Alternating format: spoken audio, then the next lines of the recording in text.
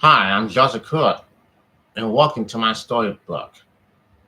Today, I'll read in this sixth chapter of this book called How to Fight Racism. Last time I had read the fifth chapter in this book. Now is chapter 6.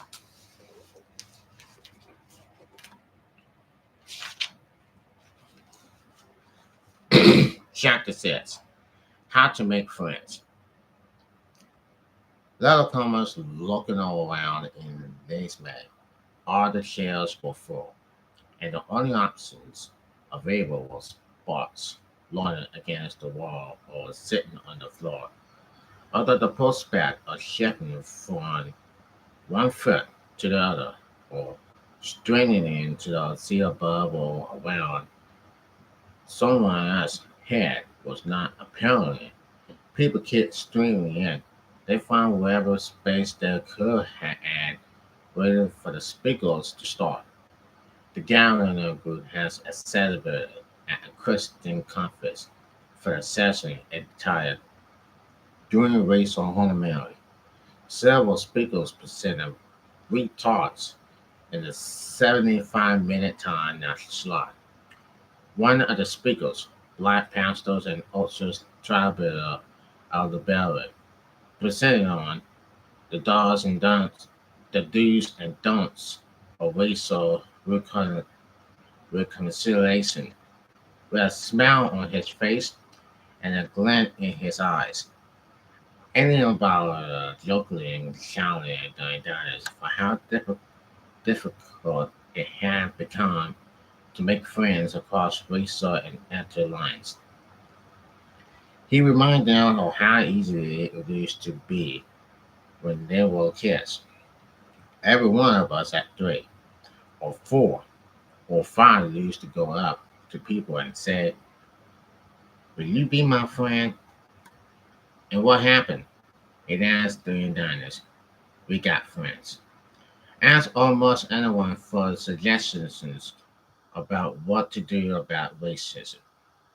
And most people will say we need relationships with people who are different from us.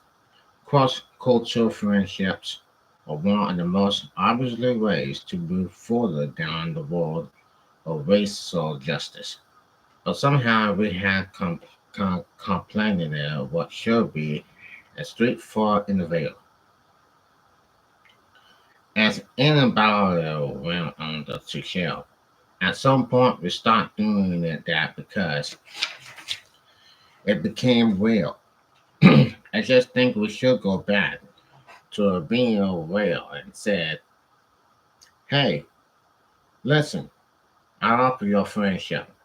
This chapter explains some ways to build relationships that offer or friendship to people who are different and how to do so in a happy manner that honors their story and definitely as well as engage in an uncomfortable work of listening to and learning from one another.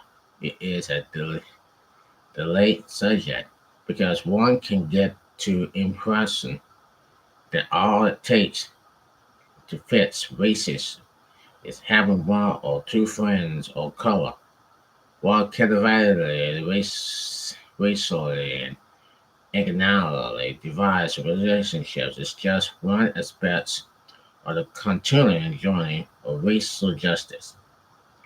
It is an impossible one, exceptional understandings, human not unity.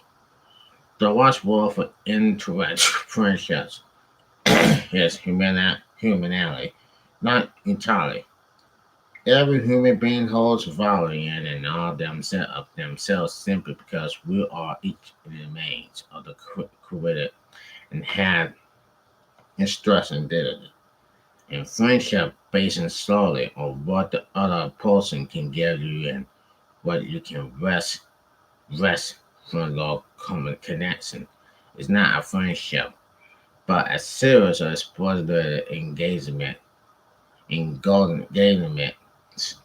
Ask yourself, will I be friends with this person even if the topic of race never came up. Listen more than you speak.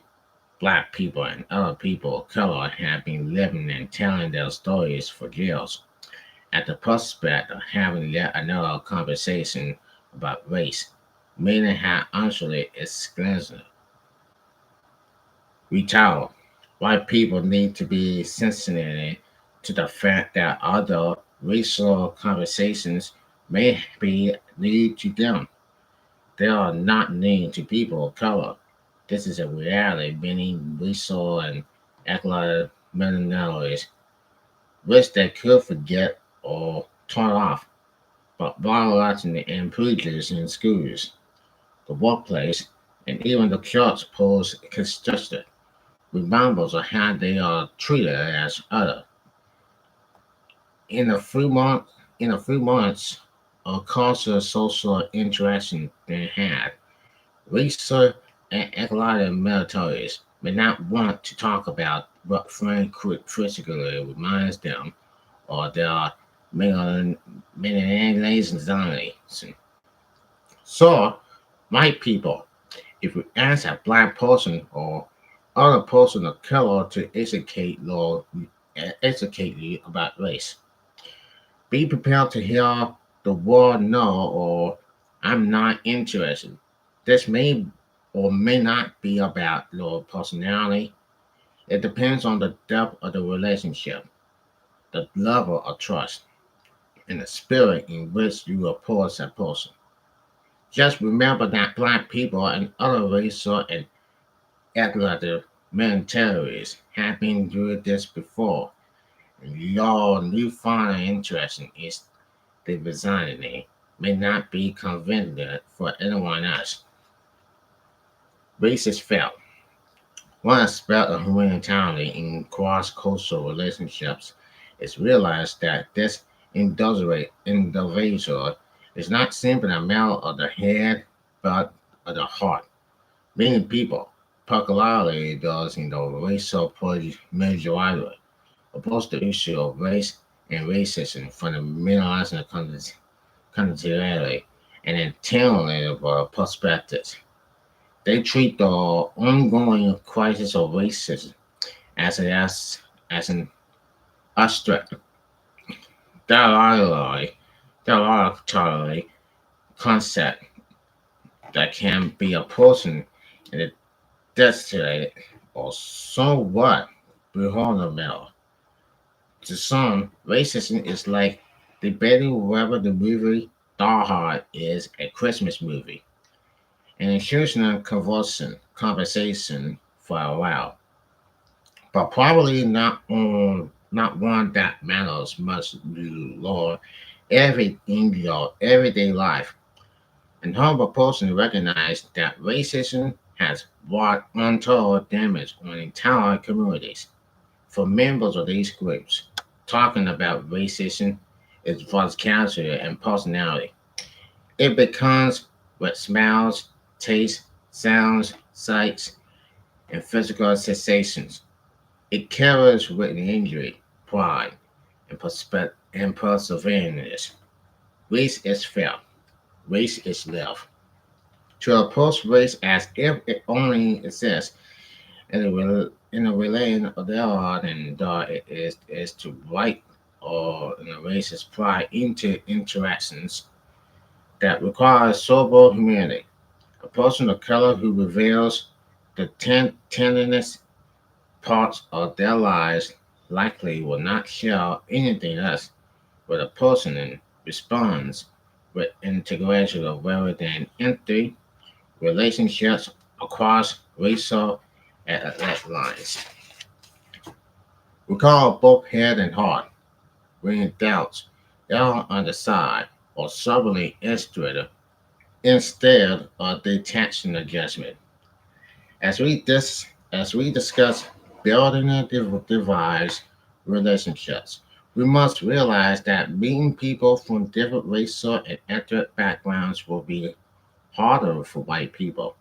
Our society has been deliberately constructed to keep white people segregated from people of color. It is possible for many white people to live their lives without any meaningful interaction with racial and athletic minorities. The intentional segregation, segregation of the races means many white people would have to go out of their ways to meet people from different backgrounds. Adhering to a culture that takes you from the majority of white setting to a majority of white setting, will never put you in the position to interact white people of color in any way belong the most successful of cultures. What follows are several suggestions for how to create opportunities to break out of your racial color hardening bubble. Racial justice practice. Do your homework first. Have you ever have you ever tried to talk about race on social media? I don't recommend it. Such attempts develop into disabilities for people who want to press a particular, usually uniformly and racist point. Part of the reason bringing bringing up race online is so in fact is because how have widely varying degree of knowledge about race and different people groups, but also but absolutely anyone can commit. If one does not have basic understandings of how racism has operated throughout U.S. history, how to define and identify racist acts or the chances of the speculative racial group faces, then it will be difficult to have a conversation. Oftentimes, the best way to respond to people who have no clue about race or racism is to simply Google it. People should take it on themselves to find information about race that is essentially socially sourceable online or acceptable in details in dozens of readily available books. Then, even if that person has a different view of the issues, there will at least develop a more informed perspective before engaging in conversation with others. If this is a true online, it is even more than important to opposing relationships. For people of color, having conversations about race is already exhausting. It is even worse if the other person has no clue about race. If you want to know about someone's racial or ethnic experiences, first take the time and make the effort to learn learn what you can or learn. Basic factors, basic factors they are about imagination, patterns, singulars, historic events, employment leaders and forces should be prospected at sought out before a conversation. The person sitting across from you should not be your sole sources of knowledge about race. First, there could be one or having ideological views that are not representative of the majority of people.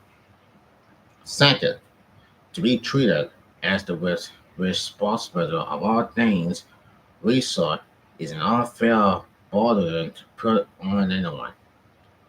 Third, doing resource beforehand and this most states and minimum level of investment in a relationship as you take ownership of your own awareness instead or experiences someone else to do it for you. As one tribe black woman put in, as one child black woman put it, this information is already out there. There are so many resources that exist. If you are serious about hating and ending racism, You will put in an effort to find out. If you love me, do Lord Howard, can we be friends? Hey man, do you drink beer? I look at the speaker with a bit of confused and steaming out on our central. Sure, his name was John. He was white, and we were classmates in a similar cinematic course in Biology. We want to grab a drink sometime after class. He quietly in a thick Alabama drawl. I really wasn't sure if he was asking me out on a date or trying to walk me into a Palmetto scram. Or was this guy a cartel or cross-cultural friendships that he put that he can put on display for other people in order to demonstrate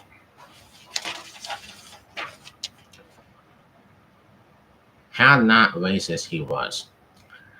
I risked the chance that a guy going to school to become a pastor maybe had horrible intentions, and indeed he did. He just wanted to be friends. In our pursuit of friendships with people from a race or racial and ethnic backgrounds, the simplest is often the most effective. Simply asking someone if they want to talk, if they want to talk, can be if they want to uh, talk can be a surprisingly effective practice in helping us get to know people who are different. As human beings, we desire connection, and multiplier in relationships. The desire for human connection hardly could have been more apparently than during the novel coronavirus pandemic of 2020, when we could not be presented physicality with people because of health concerns. Many of us realize how much we need relationships and connections. But under ordinary conditions, our scholarship is often so fundamental and individualized that our personal foundational desire for meaningful associations with others. It should cause us to remember that making friends across racial and ethnic lines can be as simple as can we, can we talk sometime? We're asked to develop meaningful relationships across racial and ethnic lines. Start with the excellent network of relationships. You already have personality connections with low classmates, co-workers, clients, friends, associates, and all at call alternatives. That how often have you purposely considered the people you know with the goal of internationally developing cross-cultural understanding? Although we need much more integration across scholarship, but you reconsider low quantity network social networks with the idea of seeking in the desired sanity. You may finally know people with their mental experiences, ages, and cultural backgrounds. With someone you already know, moving for shadows understand to express it. Empathy can be as simple as inviting the person to a meeting and saying, "Tell me about yourself." These other conversations do not have to focus on race or culture. Simply by hearing someone to tell their story in their own voice, you will begin to understand more how they had recorded experiences the world in terms of their golden race. At the channel of culture, language, class, ability, vocabulary, not to ask the person about race at all. They may not be comfortable sharing such a personal and sensory topic with someone they don't know very well. In other cases, depending on the donor racism may still be too difficult to share, and a true friend will be sensitive to that. It is a judgment call, but never overlook the easiest way to learn about someone's racial background as you, you can introduce the conversation by saying, I'm trying to be more international about learning how people from different backgrounds see the world in ways I never have because of my risk or ethnicity. Will you be willing to share any of your experiences or views regarding a race? You may want to say this when you first invite the person to a conversation. If someone thinks they're just going for a friendly cup of coffee or a low key lunch, and then finds that you want to divide into their racial life story, it can feel like a trap. I just want to I just want a salad film. No one likes the feeling of being ambushed with racial conversations. The racial and ethnic minorities who recorded at the top thought of talking to white people about their personal lives and understanding of race. You can you can and should determine your boundaries. You are not allowing to satisfy everyone's concession or demand. You are not the only person of color who can speak to the reality of race and racism. You may, however, consider what telling your story can do for you. Sometimes sharing your story can lead to a rich relationship with someone from a very different social location than you. You might even learn something yourself about race from the other person. These collaborations often demonstrated you dedication to happy reconciliation and the openness to being surprised by hope. People are eager for your story, and when you are ready, telling your story may be even may even bring unexpected blessings. Black people and people of color should make the deliberate effort to learn from one another too. Dialogues between racial and ethnic minorities are vital. Black people need to understand more of the issues in Middle Eastern and Black American experience. All of us need to hear from Native Americans. People of color have disparate experiences, cultures, and histories. We are dealing, we are all dealing with the impact of white supremacy, but learning from other people who are dealing with racial and ethnic prejudice builds both awareness and alliances. How to meet people of different racial and ethnic backgrounds. Either you will have to go beyond your access social network to cause people who are different from you. To do this, you will have to spend time at place in your community that have racial and ethnic desire. Diversity. This seems absolutely, but it's not a practice many people purposefully employ. If you are physicality, many people purposefully employ. If you are physicality at the join the local join the local YMCA, YWCA, or community center the perspective, instill the private gym or club along the same lines. Still, just participating in the short league sports team with people who are very similar to you. Join the community sport or athletic comparisons of people from across your town or city. Another suggestion for meeting new people is to get your haircut at a different place. Any black man will tell you that finding a good barber is like finding the right spot. Once you find that person, you never let them go. And if you ever do leave, it feels like a betrayal. So getting your haircut at a new place is not for everyone.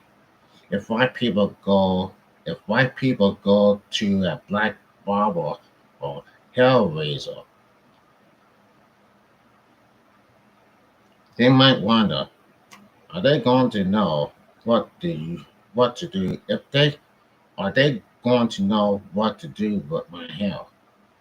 This is a consideration many black people have had to counter with at some point in their lives. Everyday spots like barber shops and hair salons are great places to meet people who are different from you and to listen to the conversations you may never hear otherwise.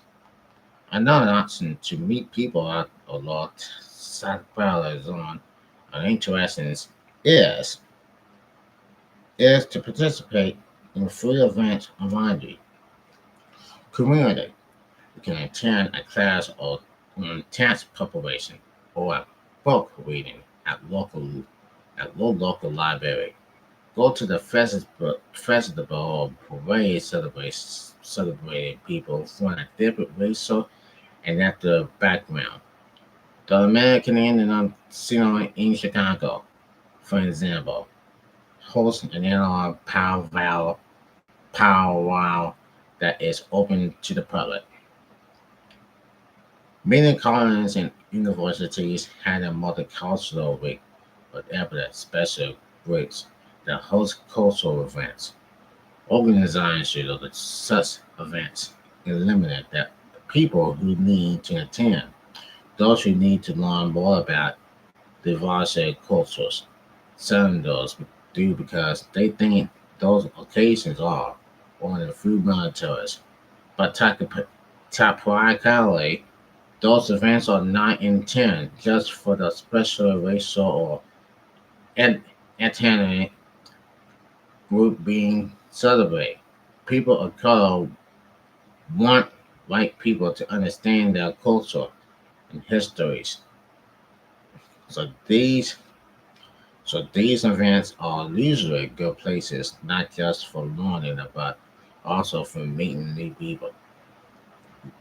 You will want to check in online militaries or contact the organizations just to be sure.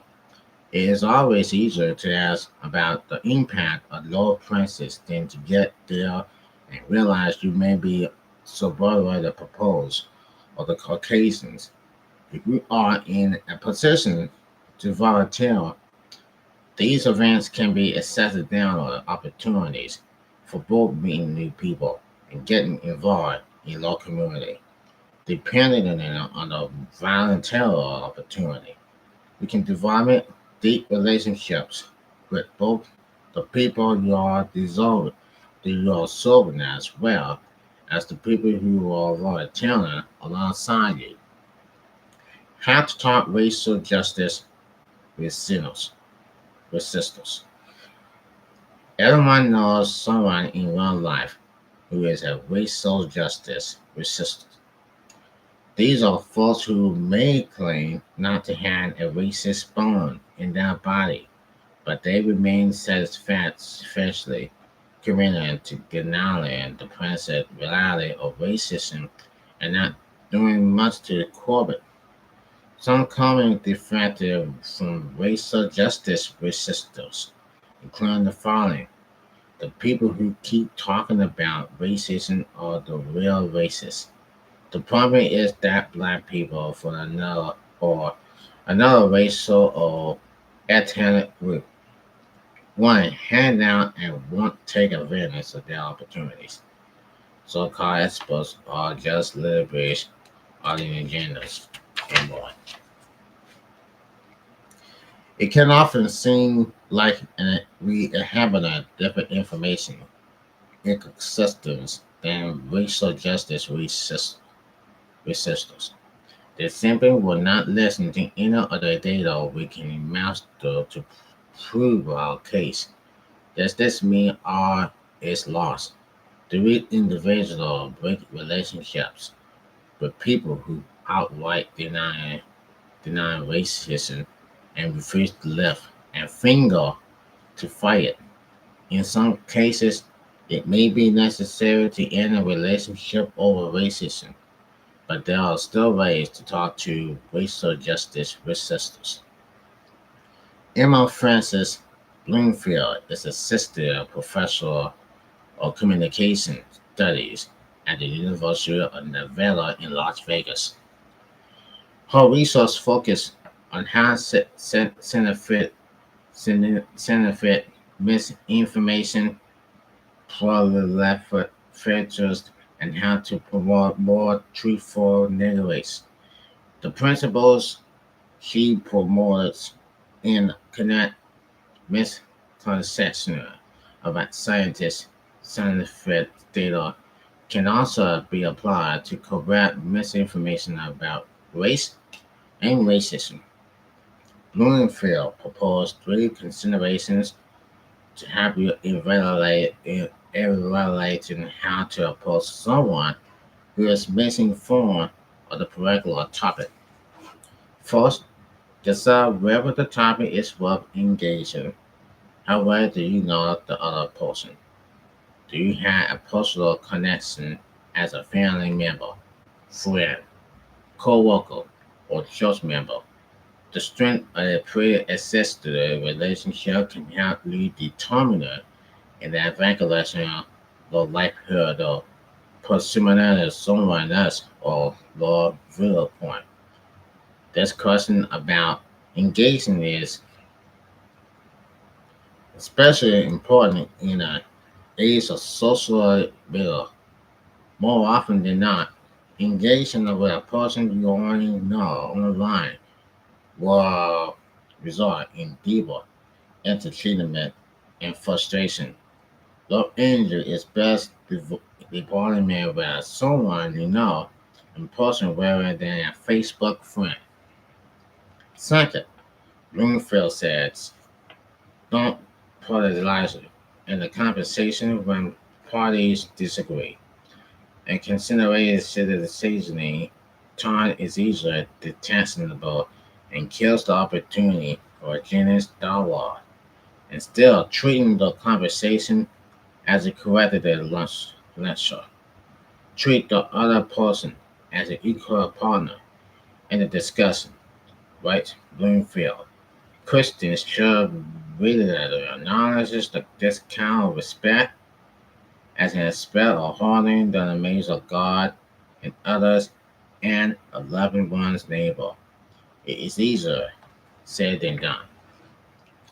Of course, it takes humanitarian to treat someone as an equal partner in a dialogue when the other person exposes their beliefs and evaluates case actions that are imminent to law pursuit or racial justice. But respect is not negotiable. If you truly want to pursue someone else a low point of view and correct misconceptions. Third, blame fair advising than you often to trade information. One way to put to the misinformation bubble is to offer new sources or information. This is not a lot easier to do if you often change sources instead of just pushing your own. Bloomfield spoke to climate change skeptics who refused to accept the overwhelming consensus of the speculative community. Instead of instead of rejecting their resources. are often to trade with them. For each of their sources I read, there will be one of mine, she wrote. Besides their strictness, if you are interested in where a Christian, you may want to start with the Bible as a source. A stretcher, God's word is a trust someone sources that will meet with less options and skeptics than a book by a professional scholar or some other experts. Walk through the bibliography story of race and inequality outlined in chapter 2 and discuss specific passages with the person. They will likely not adjust to the principle of spiritual equality. But when you get to the reality of racism and ask why it seems like so many white people have opposed people of color, then you can move on to history. Focusing on historical facts that are hard to deny, one can correct cracks in someone's consensus that will allow the truth to press through. The work of resistance to racial justice is the heart. This is not to imply that we should ignore structural and policy issues. It is simply to say that a lack of intelligence or knowledge may not be fundamentally implemented to racial justice. You can get facts floor to selling, and it may not make a dent in someone's racial recombination. What is necessary is a heart change. This comes through prayer and practice. Patience. Never forget that in this war against racial injustice, our struggle is not against flesh and blood, but against the rules, against the authorities, against the powers of this dark world, and against spiritual forces of evil in the heavenly realms.